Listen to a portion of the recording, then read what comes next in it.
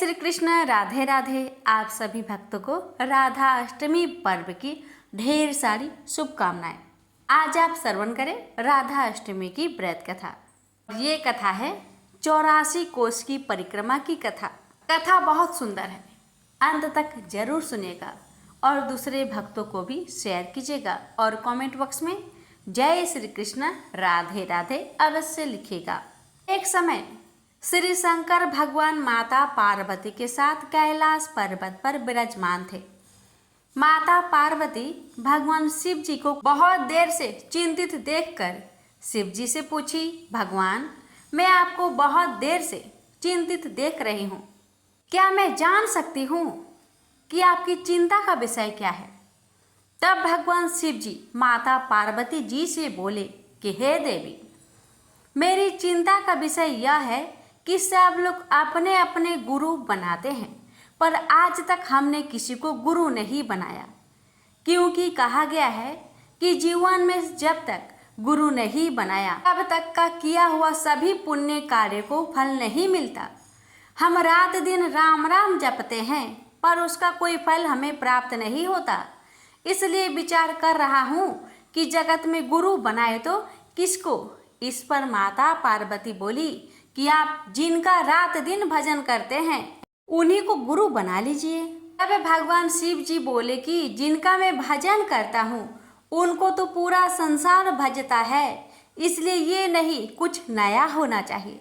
तब माता पार्वती जी भगवान शिव जी से बोली कि तब तो एक ही रास्ता है, क्यों ना भगवान विष्णु जी को ही श्री कृष्ण जी के नए रूप में और श्री लक्ष्मी जी को श्री राधा रानी जी के नए रूप में बनाकर उनकी पूजा करें।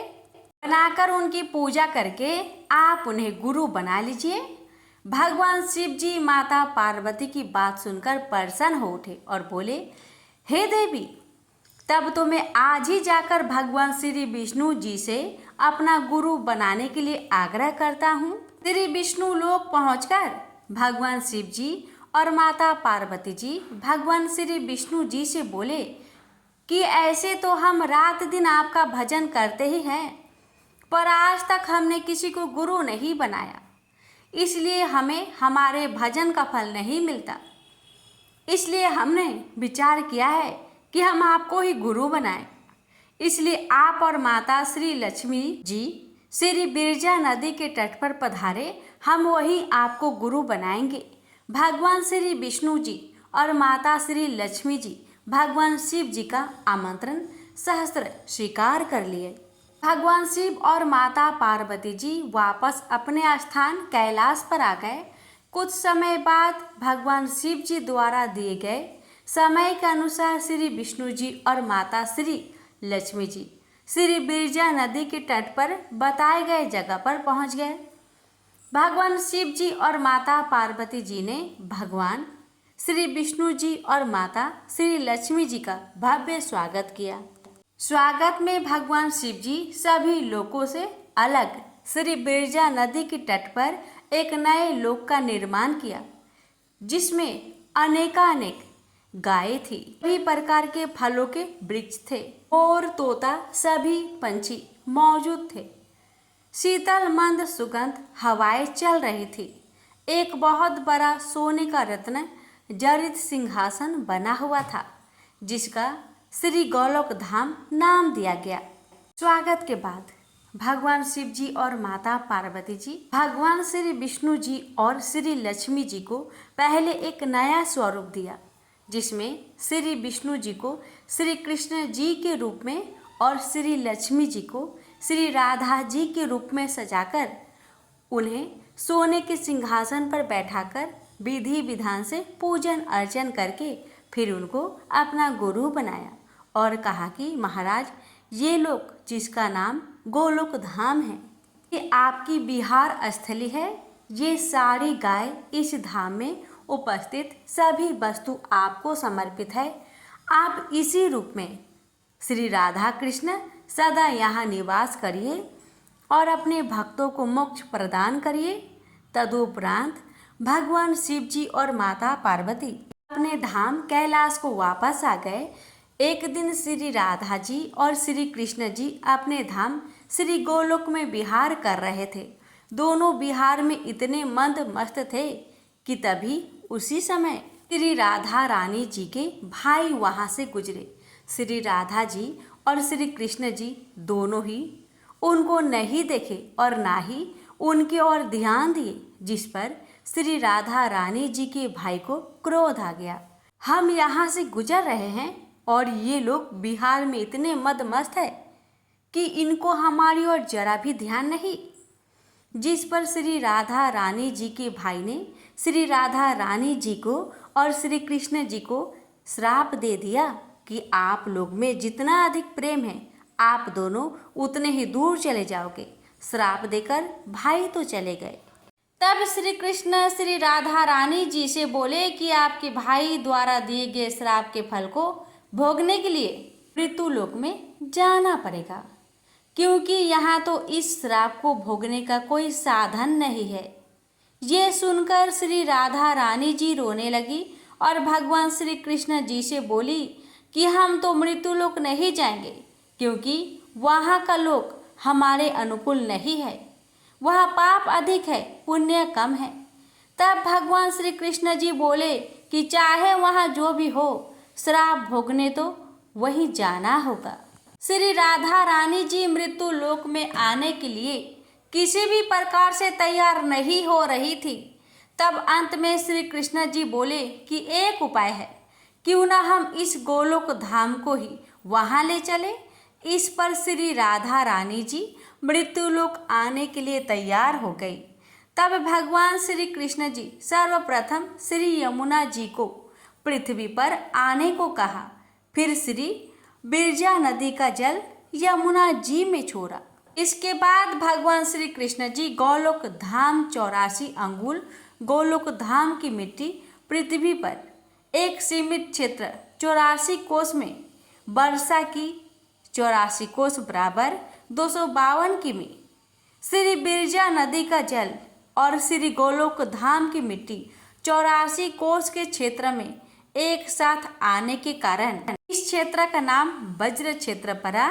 इस वज्र क्षेत्र में 12 वन, 24 उपवन, 20 कुंड और नंदगांव, बरसाना, गोकुल, गोवर्धन, वृंदावन, मथुरा, कोसी, राधा कुंड आदि क्षेत्र इसके अंतर्गत आते हैं।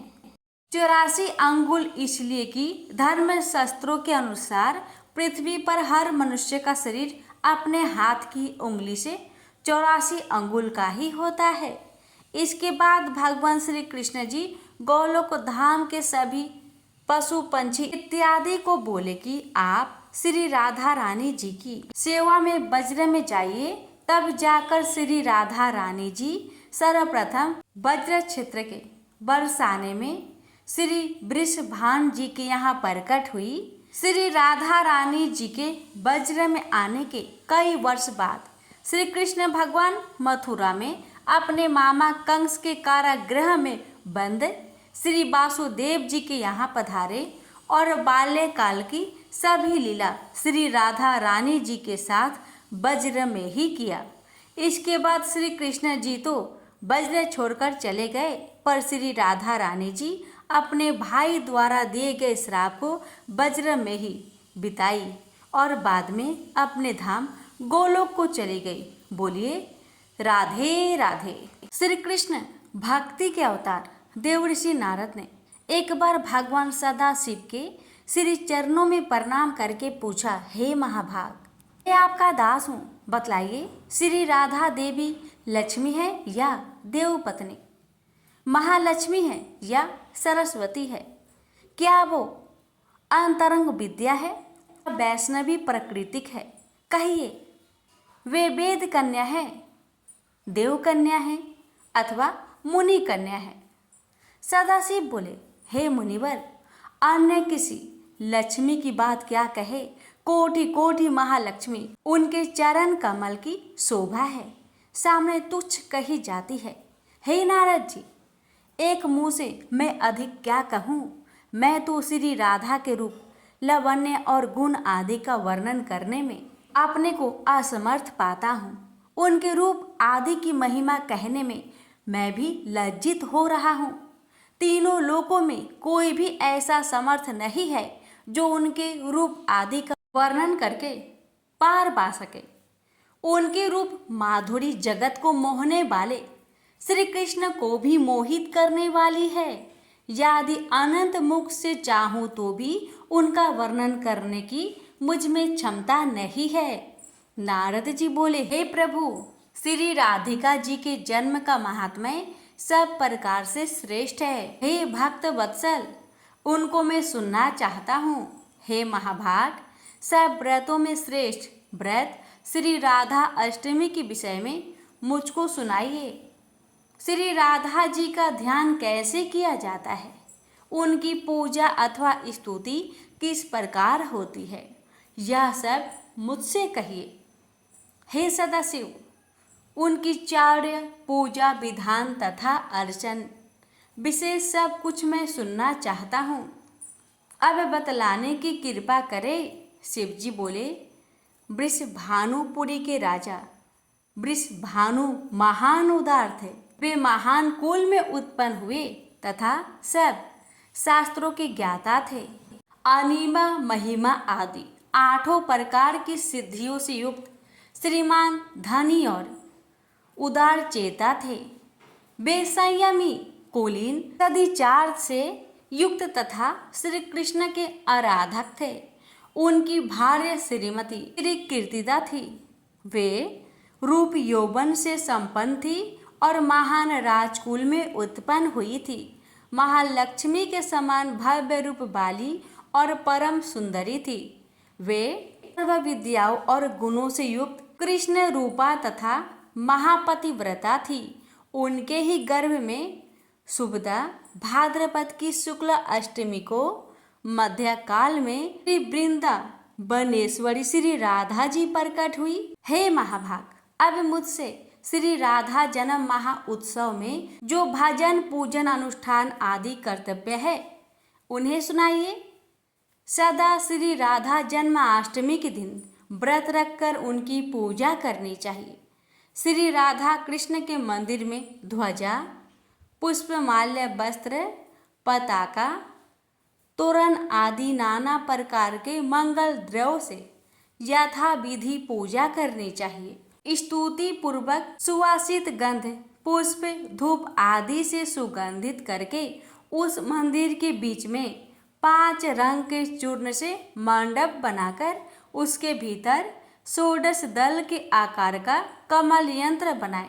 उस कमल के मध्य में दिव्य आसन पर श्री राधा कृष्ण की युगल मूर्ति पश्चिमाभिमुख स्थापित करके ध्यान, पाद्य, अर्ध आदि से कर्म पूर्वक भली भांति उपासना करके भक्तों के साथ अपनी शक्ति के अनुसार पूजा की सामग्री लेकर भक्ति पूर्वक सदा संचित होकर उनकी पूजा करें। अब आइए श्रवण करते हैं राधा अष्टमी की व्रत कथा। पौराणिक कथाओं के अनुसार एक बार जब माता राधा स्वर्गलोक में कहीं बाहर गई थी, तभी भगवान श्री कृष्ण बिरजा नाम की सखी के साथ विहार कर रहे थे। जब राधा ने यह सब देखा तो नाराज हो गई और ब्रिजा का अपमान कर दिया। आहत ब्रिजा नदी बनकर बहने लगी। राधा के व्यवहार पर श्री कृष्ण के मित्र सुदामा को गुस्सा आ गया और वह राधा से नाराज हो गए। सुदामा के इस तरह के व्यवहार देखकर राधा नाराज हो गई और उन्होंने सुदामा को दानव रूप में जन्म लेने का श्राप दे दिया। इसके बाद सुदामा ने राधा को मनुष्य योनि में जन्म लेने का श्राप दिया। राधा के श्राप की वजह से सुदामा शंखचूड़ नामक दानव बने। बाद में इसका वध भगवान शिव ने किया। वही सुदामा के दिए गए श्राप की वजह से राधा जी मनुष्य रूप में जन्म लेकर पृथ्वी पर आई और उन्हें भगवान श्री कृष्ण का वियोग सहना पड़ा। प्रेम से बोलिए जय श्री कृष्ण, राधे राधे। बहुत समय पहले की बात है। एक संत थे जो वृंदावन में रहा करते थे। श्रीमद् भागवत महापुराण में उनकी बड़ी निष्ठा थी। उनका नियम था कि वह रोज 1 अध्याय पाठ करते और राधा रानी जी को अर्पण करते। वो संत कहीं आते जाते भी नहीं थे।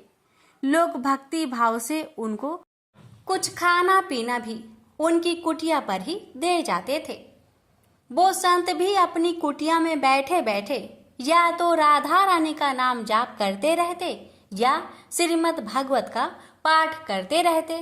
ऐसा करते करते उन्हें सालों बीत गए, पर एक दिन भी ऐसा नहीं था जब उन्होंने राधा रानी जी को भागवत का अध्याय न सुनाया हो। अब उनकी कुछ उम्र भी हो चली थी। एक रोज जब वो भागवत का पाठ करने बैठे तो उन्हें अक्षर बहुत धुंधले से दिखाई दे रहे थे। थोड़ी देर बाद तो दिखना और भी कम हो गया। अब उनकी आंखों में आंसू आ गए। उनके ये आंसू इसलिए नहीं थे कि आंखें जा रही है, बल्कि इसलिए थी कि अब पाठ कैसे करेंगे। उनके मन में भारी दुख हो रहा था कि अब राधा रानी को भागवत कैसे सुना पाएंगे। वे मन में श्री कृष्ण का ध्यान कर रहे थे कि प्रभु, हे दीनानाथ, मैं इतने दिनों से पाठ कर रहा हूँ, आपने आज ऐसा क्यों किया है। अब मैं कैसे राधा रानी जी को पाठ सुनाऊंगा। रोते रोते सारा दिन ढल गया और शाम हो गई। उस दिन उन्होंने कुछ भी खाया पिया नहीं, क्योंकि उनका नियम था कि वो पाठ राधा रानी को सुनाकर उन्हें समर्पित कर कर ही खाना खाया करते थे। तभी उनके दरवाजे पर एक दस्तक हुई। वैसे ही उन्हें धुंधला दिख रहा था। वे बड़े मुश्किल से दरवाजे तक पहुंचे और बोले, कौन है। एक बालक की आवाज आई। वो बोला, बाबा, माँ ने खाने का सामान भेजा है। वो संत बोले, खाना नहीं चाहिए, जब तक नियम पूरा नहीं होगा खाना नहीं खाऊंगा। वो बालक बोला, कौन सा नियम बाबा। अब जैसे उस संत को अपना दुख बांटने वाला कोई मिल गया हो। वो बोले, मैं रोज राधा प्यारी को भागवत का पाठ सुनाता हूँ और फिर ही कुछ खाता हूँ, पर आज मेरी आंखें चली गई। यह कहकर वह रोने लगे। बालक उन्हें रोता देखकर बोला, अच्छा, आंखें चली गई है, इसलिए आप दुखी हैं। वो संत बोले, अरे ये आखिर किसको चाहिए। मैं तो इसलिए दुखी हूँ कि अब किशोरी जी को पाठ कैसे सुनाऊंगा। उनकी बात सुनकर वो लड़का बोला, बाबा रुको, मैं थोड़ी देर में आता हूँ। बाबा वहाँ खड़े ही रह गए। इतने में बालक दौड़ता हुआ आया और बोला, ये पट्टी अपनी आंखों पर बांध लो। अब हाथ में पट्टी पकड़ाकर वो लड़का भाग गया। बाबा अपने दुखी मन से अंदर आकर जमीन पर लेट गए। बाबा ने सोचा, लगता है किसी वैद्य का लड़का होगा, कुछ इलाज मिला जानता होगा। अब उन्होंने आंखों में पट्टी बांधी और सो गए। जब बाबा उठे तो उन्हें सब साफ साफ दिख रहा था। बाबा बड़े प्रसन्न हुए। बाबा ने सोचा, देखता हूँ उस लड़के ने पट्टी में क्या औषधि मिलाई है। बाबा ने देखा उस पट्टी में राधा रानी जी का नाम लिखा हुआ था। यह देखकर बाबा फूट फूट कर रोने लगे और कहने लगे, आपके नाम की भी कितनी महिमा है। बाबा बोले, मुझसे श्लोक सुनने में आपको भी कितना आनंद आता है। बाबा बहुत खुश थे। पूरे उत्साह के साथ वो जल्दी से उठे और स्नान आदि करके पाठ करने बैठ गए। आज उनकी आवाज में एक अलग ही कनक थी, और होती भी क्यों ना स्वयं किशोरी जी और बाके बिहारी जी ने उन पर इतनी कृपा की थी। बोलिए राधा रानी की जय, श्याम प्यारे की जय। कृष्ण भगवान और राधा स्वर्ग में विचरण करते हुए अचानक एक दूसरे के सामने आ गए। विचलित से कृष्ण और प्रसन्नचित सी राधा। कृष्ण सकपकाए, राधा मुस्कुराई। इससे पहले कृष्ण कुछ कहते, राधा बोल उठी, कैसे हो द्वारिकाधीश। जो राधा उन्हें कान्हा कान्हा कह के बुलाती थी, उनके मुख से द्वारिकाधीश का संबोधन कृष्ण को भीतर तक घायल कर गया। फिर भी किसी तरह अपने आप को संभाल लिया और बोले राधा से, मैं तो तुम्हारे लिए आज भी कान्हा हूँ, तुम तो द्वारिकाधीश मत कहो। आओ बैठते हैं, कुछ मैं अपनी कहता हूँ, कुछ तुम अपनी कहो। सच कहूँ राधा, जब जब तुम्हारी याद आती थी, इन आंखों से आंसुओं की बूंदें निकल आती थी। राधा रानी बोली, मेरे साथ ऐसा कुछ नहीं हुआ, ना तुम्हारी याद आई, ना कोई आंसू बहा, क्योंकि हम तुम्हें कभी भूले ही कहाँ थे। जो तुम याद आते, इन आंखों में सदा तुम रहते थे। कहीं आंसुओं के साथ निकल न जाओ, इसलिए रोते भी नहीं थे। प्रेम के अलग होने पर तुमने क्या खोया? इसका एक आईना दिखाऊं आपको? कुछ कड़वे सच प्रश्न सुन पाओ तो मैं सुनाऊं। अभी सोचा इस तरक्की से तुम कितने बिछड़ गए।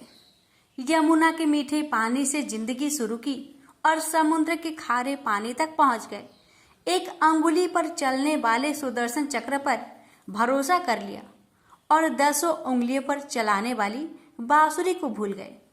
कान्हा, जब तुम प्रेम से जुड़े थे तो जो उंगली गोवर्धन पर्वत को उठाकर लोगों को विनाश से बचाती थी, प्रेम से अलग होने पर वही उंगली क्या क्या रंग दिखाने लगी।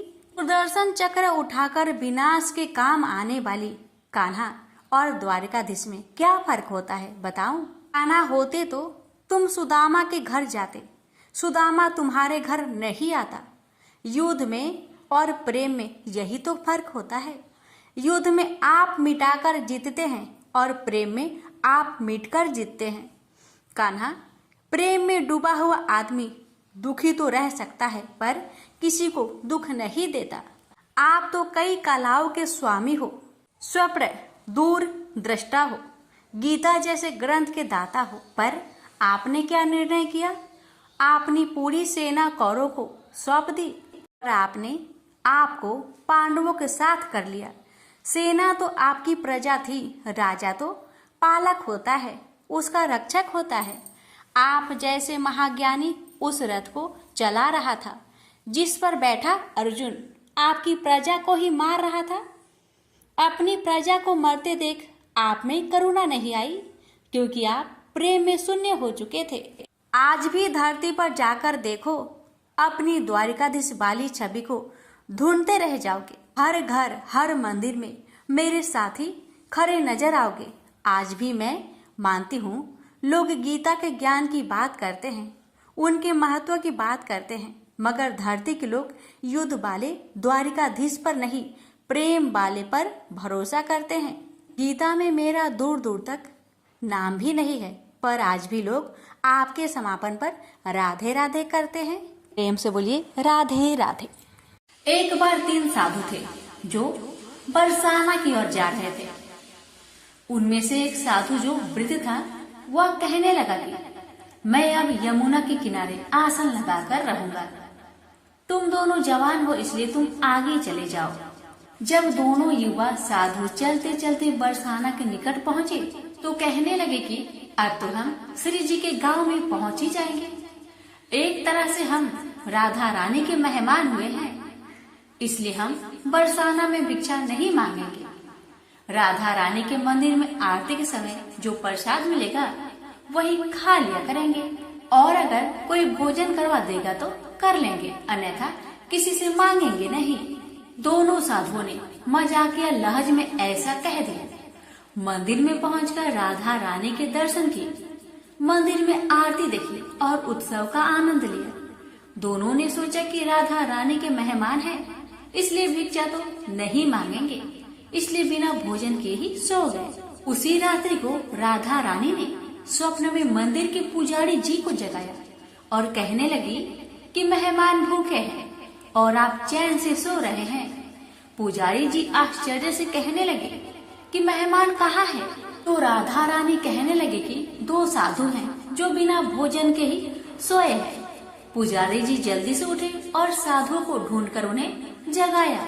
वह पूछने लगे कि आप श्री राधा रानी के मेहमान हैं? आप जल्दी से उठो और बैठो, मैं आपके लिए भोजन प्रसाद का प्रबंध करता हूँ। पुजारी जी मंदिर में जो भी उत्सव का भोज प्रसाद बचा था, लड्डू, खीर, रसगुल्ले और जो भी भोग प्रसाद बचा था, जल्दी से दोनों को परोस दिए। साधु ने मन ही मन सोच रहे थे कि हमने तो मजाक में कह दिया था कि हम राधा रानी के मेहमान हैं। राधा रानी तो सचमुच हम पर कृपा कर दी। भरपेट भोजन कर दोनों साधु राधा रानी का ध्यान करके सो गए। तभी दोनों साधुओं को एक ही समय एक ही जैसा सपना आया। दोनों के सपने में राधा रानी आई और पूछने लगी कि भोजन करके आपको तृप्ति हुई? दोनों साधुओं ने हाँ में भर दी। राधा रानी मुस्कुराते हुए कहने लगी, पुजारी जी ने तुम दोनों को भोजन तो करवा दिया, लेकिन पान के बीरे का प्रसाद देना ही भूल गए। राधा रानी ने दोनों के सिरहाने पान का बीरा रख दिया। सपने के बाद दोनों की आंखें खुली तो सचमुच पान का बीरा अपने सिरहाने पाकर दोनों विस्मित थे। राधा रानी ने मजाक के भाव से कहा गया वचन में सत्य साबित कर दिया और बिना मांगे दोनों को भरपेट भोजन भी करवा दिया। हे राधा रानी, जैसे आपने दोनों संतों पर अपनी कृपा करी, वैसे आपकी कथा कहने वाले, सुनने वाले, पुकार भरने वाले सभी की परिवार पर, सब पर अपनी कृपा सदा बनाए रखना। प्रेम से बोलिए श्री कृष्ण भगवान की जय, राधा रानी की जय। एक बार एक सेठ जी किसी काम से बरसाना गए। उनका एक नियम था, वह प्रतिदिन स्वयं भोजन करने से पहले एक संत जी को भोजन करवाते थे। सेठ जी ने भोजन के समय नौकर से बोला कि किसी संत को ढूंढ कर ले आओ। राधा रानी की कृपा से नौकर को कोई भी संत नहीं मिला, क्योंकि उस दिन सभी संत किसी भंडारे में चले गए थे। नौकर को राधा रानी के मंदिर के बाहर एक पागल व्यक्ति मिला। नौकर मन में विचार करने लगा कि अगर सेठ को संत नहीं मिला भोजन करवाने के लिए, तो वह हमें भी भोजन नहीं करने देगा। इसलिए वह पागल व्यक्ति को बाजार ले गया। नौकर ने पागल को लाल कपड़े खरीद कर दिए और गले में माला पहना दी और माथे पर तिलक लगा दिया। वह कहने लगा कि मैं सेठ को बोल दूंगा कि तुम संत हो। सेठ तुम्हें भरपेट भोजन करवाएंगे और अच्छी दान दक्षिणा भी देंगे। तुम कुछ मत बोलना, मैं कह दूंगा कि यह मौनी बाबा है। नौकर उस पागल व्यक्ति को सेठ के पास ले गया। सेठ जी ने उनके अच्छे से चरण धोए और गरम गरम भोजन उसके आगे परोस दिया। उस व्यक्ति ने जीवन में पहली बार इतना अच्छा भोजन देखा था। भोजन देखते ही देखते उसे उठाकर खाने लगा तो सेठ ने उसे टोक दिया। सेठ कहने लगे कि तू नकली संत है, क्योंकि संत तो भोजन से पहले प्रार्थना करते हैं, उसके पश्चात भोजन करते हैं। सेठ ने उसे भगा दिया। भिखारी रोता हुआ वहाँ से चला गया। सेठ ने श्री जी से क्षमा मांगकर भोजन कर लिया। उधर भिखारी भूख के कारण वह रोता रहा। रात को सेठ जी को राधा जी ने दर्शन दिए। वह कहने लगी कि तू तो वैसे तो बड़ा दानवीर बना फिरता है, लेकिन तूने उस भिखारी को भूखा ही भेज दिया। सेठ कहने लगा कि वह संत नहीं था, वह तो पाखंडी था। राधा रानी मुस्कुराते हुए बोली, मैं तो उसे कई सालों से खाना खिला रही हूँ, आज तक वह भूखा नहीं सोया। मैंने कभी नहीं सोचा कि वह पाखंडी है या फिर संत। तुम्हें क्या एक समय का भोजन करवाना पड़ा? तुम उसका सत्वत ढूंढने लगे, जबकि मैं तो उसे बिना किसी भेदभाव के वर्षों से भोजन करवा रही हूँ। राधा रानी की बातें सुनकर सेठ जी को अपनी गलती का एहसास हुआ। उन्होंने राधा रानी से हाथ जोड़कर क्षमा मांगी। राधा रानी ने भी सेठ जी को क्षमा कर दिया। प्रेम से बोलिए श्री कृष्ण भगवान की जय, राधा रानी की जय।